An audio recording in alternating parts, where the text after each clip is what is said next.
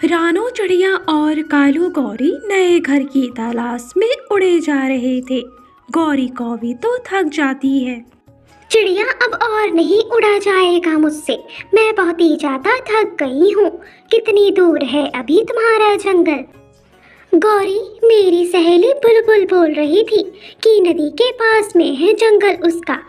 बस थोड़ी ही दूरी पर है। हमें बस उड़ते ही रहना है। जल्दी ही हम लोग पहुँच जाएंगे। फिर से वो तीनों उड़ते हैं और नदी को पार करके उस जंगल में पहुंच जाते हैं। उन्हें एक गरीब तोता दिखाई देता है। वो उनके पास जाते हैं। अरे तोते भाई, हम इस जंगल में नए नए आए हैं। इस जंगल में मेरी सहेली बुलबुल रहती है। क्या आप मुझे बता सकते हैं कि वो इस समय कहाँ पर है?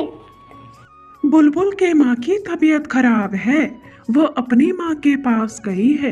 एक हफ्ते से उसके घर में ताला लगा हुआ है।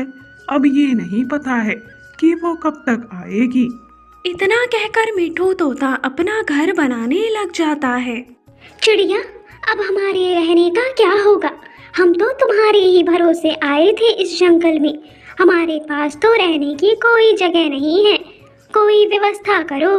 गौरी बहन, मैं क्या करूं?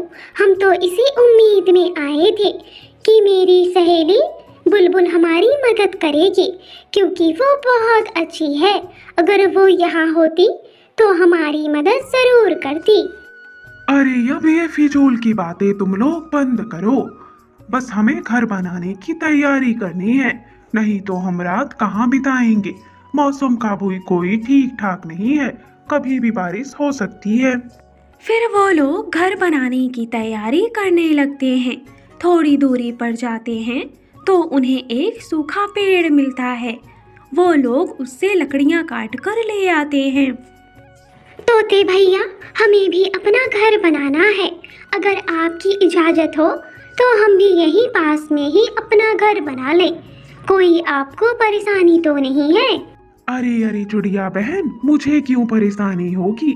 मेरे लिए तो खुशी की बात है, क्योंकि मुझे नए पड़ोसी मिल जाएंगे जो सुख दुख में साथ देंगे। कोई बात नहीं, तुम लोग यहाँ पर घर बना लो। फिर वो लोग अपना घर बनाने लगते हैं।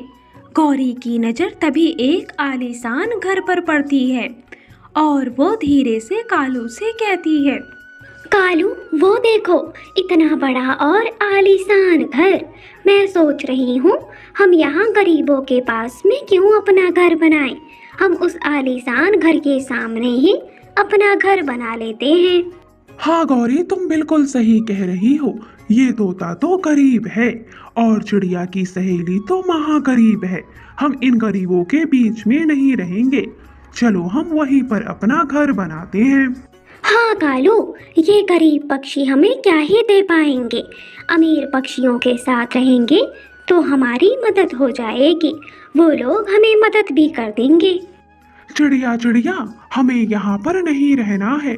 हम अपना नया घर कहीं और बनाएंगे। तुम इन लकड़ियों के 3 हिस्से कर दो, हम अपनी लकड़ियाँ लेकर जाएंगे। कालू भैया, तोते भैया तो बहुत अच्छे हैं। वो हमारे पड़ोस में हैं और हम सब साथ में मिलकर रहेंगे तो कितना अच्छा लगेगा। आप लोग क्यों जाना चाहते हैं? अरे नहीं नहीं चिड़िया, मुझे ये जगह बिल्कुल भी पसंद नहीं है। हम यहाँ पर नहीं रह सकते हैं, इसीलिए हम अपना घर कहीं और बनाएंगे। इस तरह कालू गौरी अपनी लकड़ियों को अलग कर लेते हैं और उस घर के सामने ले जाकर अपना घर बनाने की तैयारी करने लगते हैं। थोड़ी देर बाद मिठू तोता भी चिड़िया के पास आ जाता है और उससे पूछता है। अरे चिड़िया बहन, आपके कौवे साथी कहाँ गए? मैं भोजन लेकर आया हूँ। तोते भैया, उन लोगों को ये जगह बिल्कुल भी पसंद नहीं आई। वो लोग कह रहे थे कि वो लोग अपना घर कहीं और बनाएंगे, इसीलिए वो लोग यहाँ से चले गए। मुझे पता है कि वो लोग क्यों चले गए, क्योंकि मैं गरीब हूँ ना, इसीलिए वो लोग चले गए। लेकिन कोई बात नहीं, अगर चिड़िया बहन तुम भी जाना चाहती हो तो तुम भी जा सकती हो।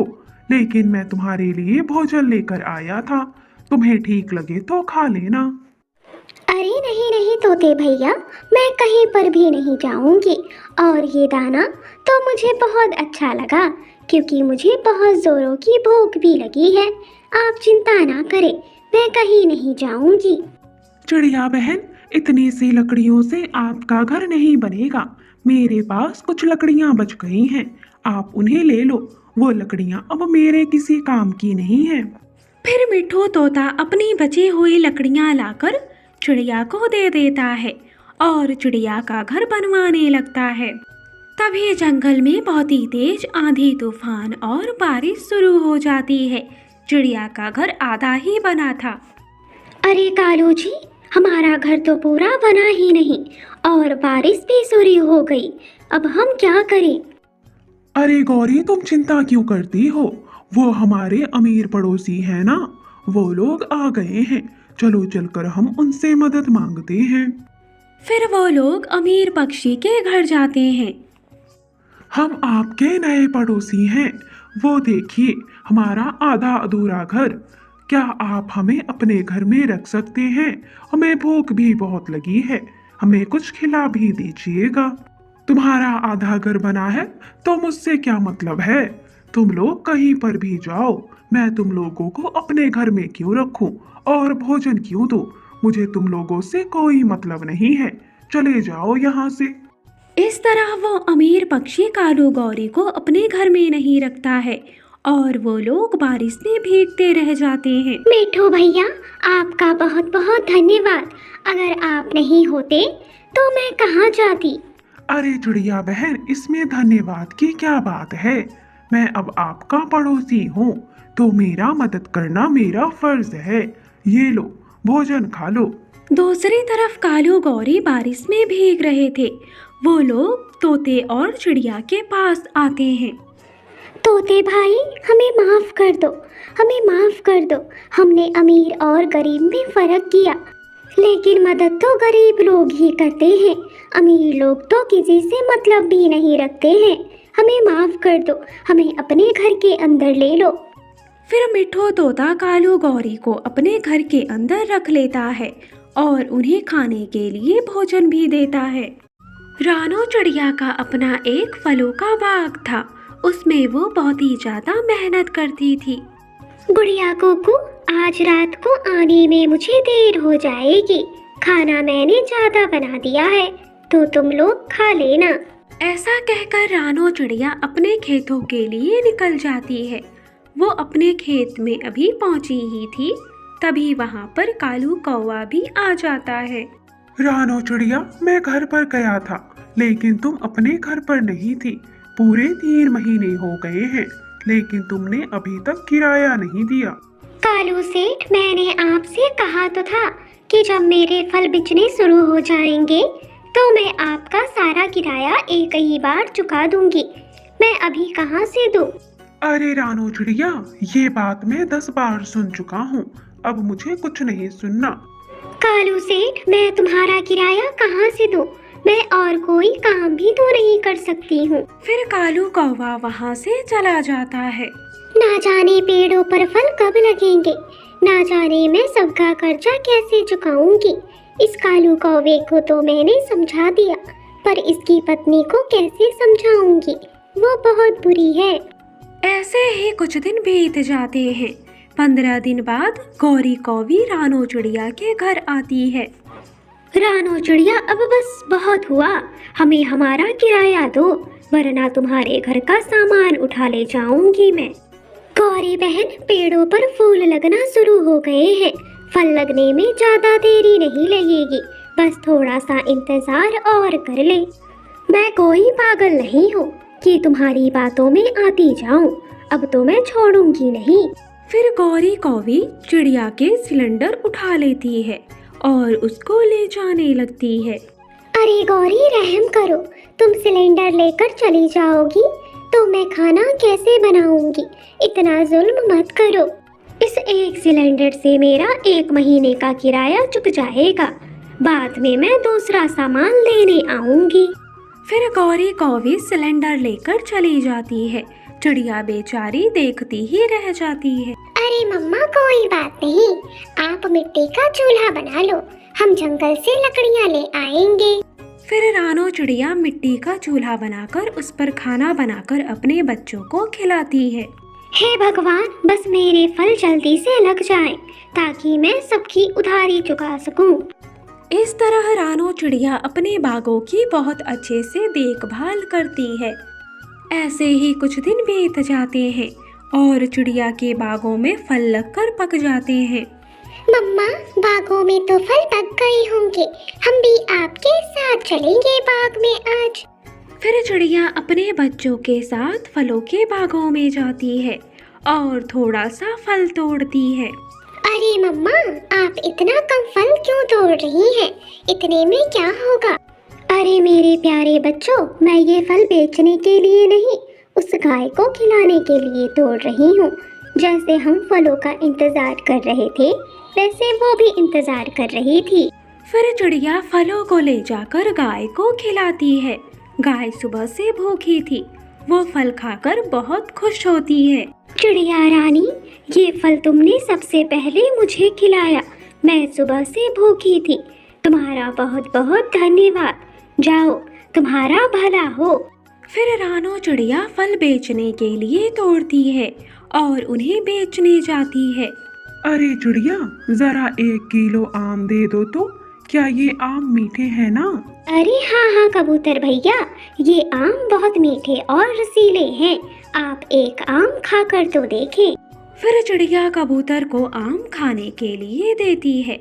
कबूतर को आम बहुत ही ज्यादा पसंद आता है और वो 1 किलो के बदले 2 किलो आम खरीद लेता है। चिड़िया का व्यवहार बहुत अच्छा था। वो पक्षियों को एक फल पहले खाने को देती थी, फिर उन्हें बेचती थी।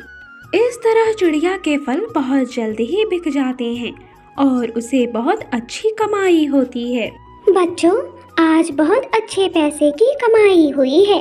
तुम लोग घर पे ही रहना, मैं उन कौवों को किराया देकर आती हूँ। फिर रानो चिड़िया भागी भागी कौवों के घर जाती है। अरे चिड़िया, ये तो सिर्फ 2000 हैं, बाकी का किराया कहाँ है? गौरी बहन, मैं बाकी का जल्द ही चुका दूंगी, अब मुझे मेरा गैस सिलेंडर दे दो। मैं क्या पागल हूँ, वो गैस सिलेंडर तो मैंने बेच दिया। अगले दिन चिड़िया फल ज्यादा तोड़ती है और उन्हें अच्छे से बेचती है। बहुत ही अच्छी कमाई होती है। इस तरह चिड़िया धीरे धीरे सबके कर्जे चुकाने लगती है।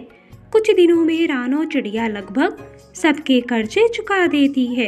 गौरी बहन, ये लो 3000 रुपए, अब हमारा हिसाब क्लियर हो गया है। अरे अरे चिड़िया, कैसे क्लियर हो गया, मुझे जरा समझाओ तो। गौरी कौवी, 5 महीने का किराया 10,000 रुपए हुआ। अब तक मैं तुम्हें 8,000 रुपए दे चुकी हूँ। 2,000 का तो मेरा सिलेंडर ही था। अरे रानो चिड़िया, वो गैस सिलेंडर सिर्फ 500 रुपए में बिचा और किराया 2,000 नहीं 3,000 रुपए महीना है। तुम फिर से हिसाब लगा लेना और मुझे मेरे पैसे दे देना। गौरी, तुम साफ साफ बेईमानी कर रही हो। किराए की बात सिर्फ 2,000 रुपए हुई थी, इससे ज्यादा मैं तुम्हें और नहीं दूंगी। फिर रानो चिड़िया उदास मन से अपने घर आ जाती है और अपने बच्चों को सारी बात बताती है। मम्मा, हम ये घर खाली कर देते हैं और कोई और घर देखते हैं। मम्मा, हमारा सारा कर्जा तो चुक ही गया है, हम अपने फलों के बाग में रहेंगे, फिर अपना हम घर खरीद लेंगे। रानो चिड़िया को अपनी बेटी की बात सही लगती है। गुड़िया कुकू, मैं लकड़ियाँ इकट्ठा करने जा रही हूँ झोपड़ी बनाने के लिए। आप लोग घास इकट्ठा करो। जब तक हमारे पास घर खरीदने के पैसे नहीं हो जाते, हम तब तक घास के घर में रहेंगे। फिर चिड़िया एक सुंदर सा घास का घर बनाती है और अपने बच्चों के साथ उसमें खुशी खुशी से रहने लगती है।